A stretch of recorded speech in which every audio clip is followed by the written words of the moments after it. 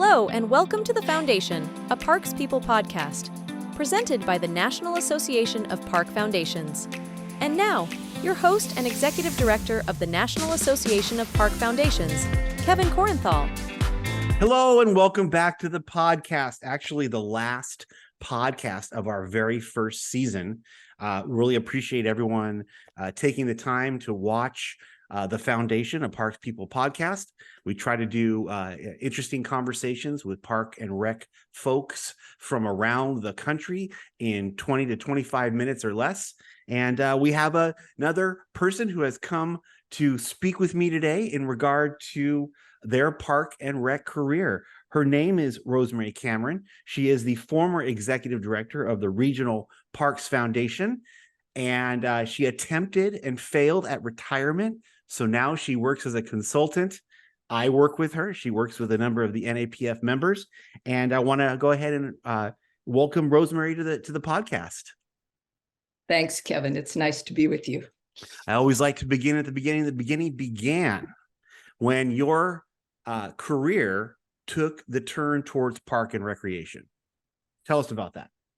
Well, it's actually kind of a sweet story, I think. I was getting out of grad school. I went to the Maxwell School of Citizenship and Public Affairs at Syracuse University, getting my MPA. And Maxwell was always concerned about making sure that their students got jobs. And the dean, Scotty Campbell, God rest his soul,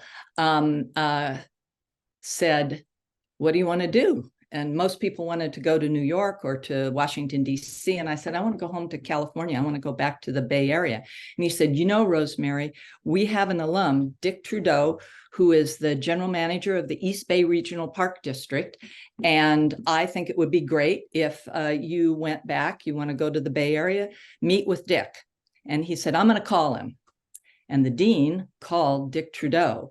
And for those of you in other parts of the United States who might not be aware, Dick Trudeau was a true icon in the parks and recreation field. He was the general manager of the East Bay Regional Park District for 17 years and really spearheaded an amazing wave of growth for that agency, which is the largest local park and recreation agency in the United States by virtue of the size of its land holdings. So I got back, got an apartment in Berkeley and went to see Dick. And on the spot, Dick offered me an internship.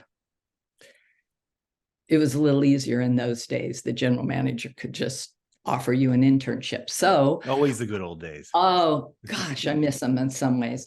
Anyway, I went to work. The district was in the middle of a major master planning process. Unbelievable, just huge citizen outreach master plan. And I got exposed to that, which was really quite exciting and very, very interesting time to be there in the, I'll date myself, the early 70s. And so I worked there for about 6 weeks, and then darned if I didn't get a real job, and went up to Sacramento and went into Association of Bay, actually worked for ABAG up there. Anyway, fast forward 7 years, I was working in city government, in city management and local parks and rec. And I went to a municipal management assistance luncheon, and Dick was the speaker, and I said hello to him, and he, of course, remembered me. And he said, what are you up to? And I said, well, I'm really kind of not super happy right now. And he said, why don't you come back to work for me? Again, it was an easier time. General managers could get away with doing that. So he offered me a job on the spot, and I went to work for Dick Trudeau, again, at East Bay Regional Park District. And I ran our legislative program. Our federal and state legislative program was largely my area of responsibility. And I did that until 1986 when Dick retired and a new general manager came in. And let's just say, as sometimes happens, I left and actually went back to city government, went to a small city called Brisbane and was the Parks and Rec director. there and the assistant city manager. And in 1991, there was a new general manager, Pat O'Brien, at the Park District. And he is somebody I had worked with on the statewide legislative committee for years, knew quite well. And he was looking for an assistant. And I was really done with city government, and I applied for and got that job back at East Bay Regional Park District. I worked there three times. Record 3 times. And is it third time the charm? Is it third time the charm? And truly it was, Kevin, so well put, because I became the assistant general manager responsible for public affairs and the executive director of the Regional Parks Foundation 1 year later, and stayed there until my retirement at the end of 2010, when both Pat and I retired. And it was a super, super interesting span of time to be Tell working us about there. I mean, when you got there the third time, and now you're in a very high level position, what did you see? What needed changing? I always like to kind of get some of this stuff out there for the viewers to see things that go on inside of these organizations that folks, when they come in and they make these changes, that happens a lot in Park and Rec. Tell us a little bit about that. So, I think everyone in the nation knows Prop 13. Yeah. You didn't have to live in California for the waves of that to get out to everyone. That had such for those who don't know, Prop 13 capped tax rates in California. Just make the short way of saying that. Yes.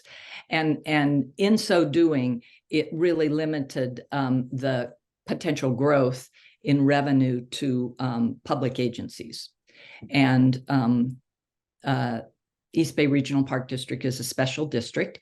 And so during this period of time, starting in the 90s, under Pat O'Brien, another icon of our Parks and Recreation field nationally, the Park District was expanding greatly in terms of acquisition. It was yet another huge burst.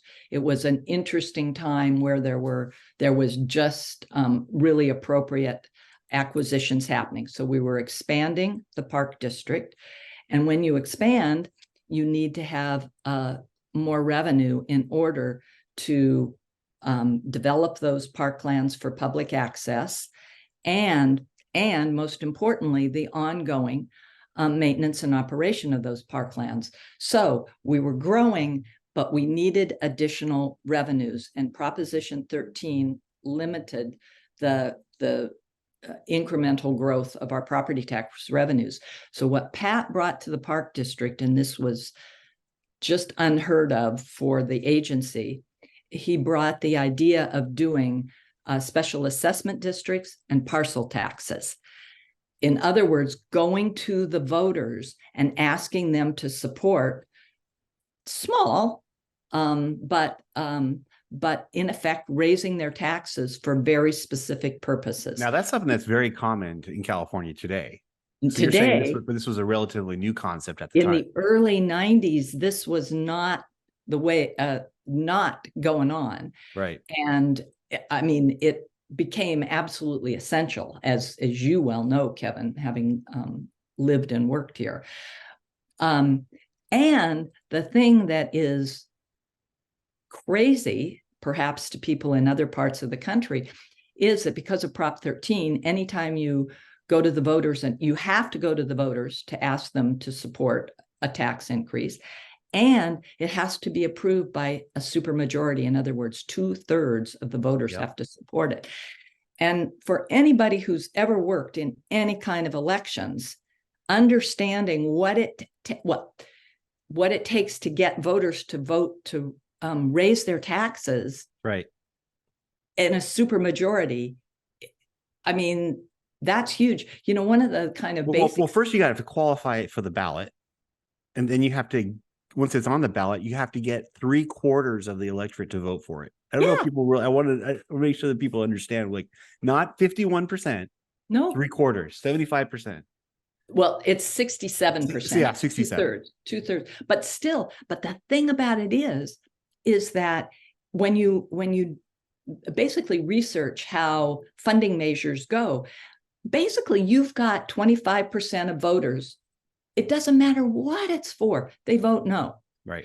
So if you need 67 and you've lost 25 just because that's the way it is, and it is, I've seen this. I can't tell you how many elections I have worked on now. You lose 25. So you basically have what, 8 points that you can play with in order to hit that 67 threshold. So it's really hard, and the amount of work that goes into it, and organizational preparation. I mean, your organization has to be respected. Your product has to be loved and enjoyed. You have to be reasonable in what you're going to the voters asking for. And I would say critically, you have to have very specific plans, if you will, for how that money is going to be expended so that the voters know, so that then if they approve it, you can constantly provide feedback to them about how you are in effect delivering promises made, promises kept, how you're delivering on that tax that they approved. So for us, land acquisition needed increased growth of population was growing. Just so everyone knows, there's 2.8 million people that live in Alameda and Contra Costa County, where East Bay Regional Park District is. Needed revenue sources. We actually went to the voters while I was there 6 different times with one bond measure, a $500 million bond, which we won, 2 assessment districts and 2 parcel taxes. We won 4 out of 6 measures. We lost twice, and there were reasons why we lost, but that's pretty good track record. And the bond measure that passed in 2008, the $500 million, is still the largest local park bond approved in the United States. Yeah, that's pretty incredible. That is pretty incredible.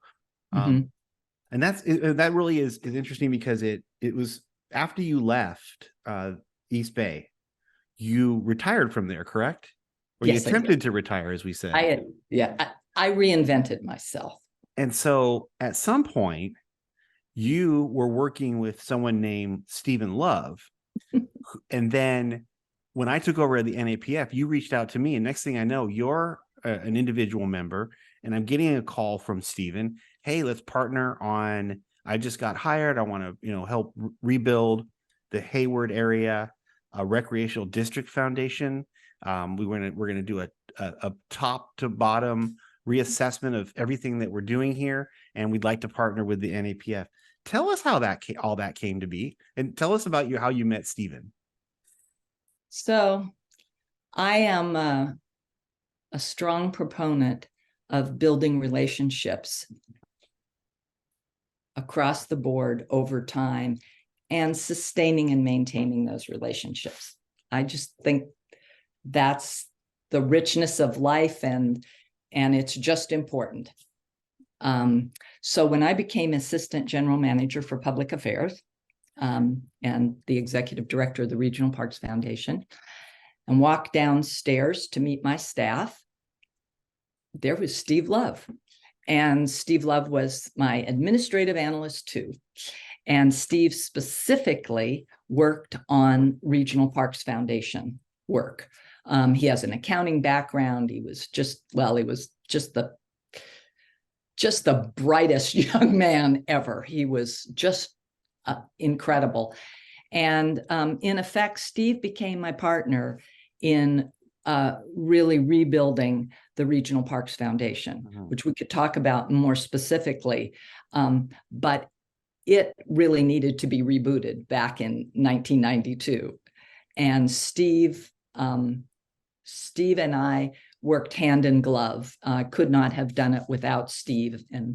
and then the rest of the staff who worked on it too. But Steve was absolutely incremental. Just what comes to mind when you think of some of the things that you guys did together?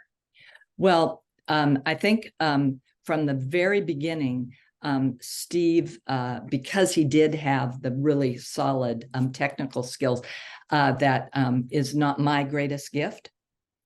We were really a wonderful team. So Steve was able to handle all the finances for the foundation until we brought on part-time bookkeeping assistants and work with the finance committee directly of the foundation board. And that was a really important thing. And then we ended up sending Steve to fundraising school to raise his level of expertise and experience. We put together direct mail campaigns. They'd never done direct mail before, ever. We started a membership program. Steve was instrumental in working with East Bay Regional Park District to really extract what might be appropriate benefits that we could package up and offer as a membership program for the Regional Parks Foundation. Steve ended up being like super good at helping to plan and execute special events, because you do some special events as part of a broader fundraising strategy. The other thing he got very involved with hands-on was we decided that, once we had some of these other pieces in place, we needed to put together a planned giving strategy. Think long term. And we put together a really top-notch group of volunteers who became our planned giving committee, bank trust officers and estate planning attorneys, and CPAs who handle personal finances. They were just awesome. And one of the things that with Steve's help and those incredible professionals we did was we started doing planned giving seminars and offered it up to our donors and our members. And then we'd hold it in in an outdoor setting or in one of our East Bay Regional Park District facilities. So it was interesting. Like you go to Black Diamond Mines and go underground and have a planned giving seminar. Man, people do that. And so Steve was instrumental in really building that program out. So I can't say more nice things about Steve and his talents. But the thing that's awesome is that he ended up, after a few years, going and working in university development. In other words, he became a very high-level development person himself. So I lost Steve. But over those years, really what's been the 30 years, Steve and I never lost touch. We would get together and have lunch. We would exchange emails. So what led to the whole Hayward area Park District Foundation? So the general manager of the Hayward Area Recreation and Park District, who I've known from work that I do here in San Francisco as a volunteer, called me up and said, Rosemary, I need you to come and take a look at our foundation. We haven't had staff for the last couple of years. It's costing us money, and they're just not raising any money. Right. And I imagine all too familiar story. Right. So I went over and on a consulting basis, looked at everything, and put together a report of what I called key operational priorities for the foundation. And then it started with looking at the bylaws. I mean, every foundational document really needed to be looked at by attorneys, updated, all of those kinds of policies and procedures that you need, everything from the whistleblower policy, the kinds of things that show up on your 990 that needs all policies that regularly require updating because times and laws change. Risk becomes greater. Risk becomes greater. And if you don't have them, that's even worse than needing to update them. Right. So we had probably about a 6-page, single-spaced list of all of the kinds of things that needed to be done. And one of the things that I recommended when you get through those more nuts and bolts things, like you need a website, Yep. you need your own mailing address, was you need to do a strategic plan, because it was really important that the board, which was not particularly engaged, needed to be really motivated and really activated and engaged. And we needed that kind of guidance to set appropriate goals for the next phase of the foundation. So,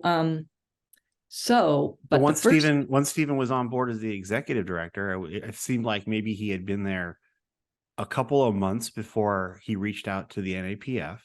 And so this is the part of the story I'll tell, is we immediately engaged in a board training exercise, which is something that we have now, and that was in the very early stages of developing that program. We've now done that half a dozen times, and it is such a great way to introduce NAPF to the board, to begin communicating effectively with the executive director. And then you can take a look at where you might go for strategic planning. And that's where we're in the process that we're in right now. And we're utilizing all of the latest and greatest tools and processes. I mean, AI is even a part of what we're doing. So we're bringing together some, as the board develops and grows, as we look at both the community inward and those external stakeholders, and find out what their interests are. I mean, I think this is probably one. I don't want to jinx it, but I think as far as strategic plan processes go, this is one of the smoothest that I've had to deal with. And I think it was all that early communication. Plus, Rosemary, I have to hand it to you for having put all the right people on the bus, getting Stephen into the role over there at HARD Foundation, bringing the NAPF on board. So in our last 3 minutes, from your perspective, where do you see that organization going, and what's next for you? So I think the strategic plan is going to be really critical for us. They've never had one, by the way. They've been around 41 years and have never had a strategic plan. So this is huge, Kevin, huge. So I think it's going to clarify where they really add the greatest value in support of Hayward Area Recreation and Park District. I personally, my guess is that leveling the playing field for the communities in the larger Hayward area. There's about 250,000 people. Making access more available across the socioeconomic condition, right? Absolutely. I think that's going to be a huge and really critical, and a winner in terms of fundraising. Absolutely. That's number one. I think that they have several opportunities to actually raise capital funds to support some wonderful facilities that HARD has, and their money will be the final money that goes in after HARD's bond funds are expended. So margin of excellence, right? Right. You're building playgrounds, you're rehabbing facilities, and I think the HARD Foundation is going to have the ability to raise capital funds to provide the last greatest bits. That the early information coming out of the plan is definitely supportive of that. Well, I can't believe we've done it. We've already went through our 25 minutes together. I know it always goes so quickly. Just wanted to close with thanking Rosemary for bringing the NAPF into the orbit that allows us to do this work. If your organization has not had a strategic plan, or your strategic plan is very old and perhaps things have changed, the NAPF would love to talk with you. We have many different ways that we can go about strategic planning. We can deal with just about any type of organization, whether it was size or location. And we really have an opportunity to talk to you about what you are doing, because really what NAPF is all about is creating capacity for park foundations. So like what Rosemary pointed out, you can go from maybe a previous period of relying on a tax assessment to moving into a more philanthropic funding mechanism. And that's really where we want to see all the folks go. So Rosemary, thank you again. I really appreciate you spending some time with me today, and I look forward to continue working with you. Me too, Kevin. Thank you so much.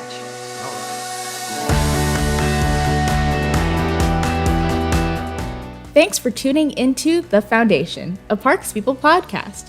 If you like what you heard, subscribe to our YouTube channel at youtube.com/@thenapf to not miss an episode. To help this podcast grow, please like, comment, and share with your friends. Have a great day.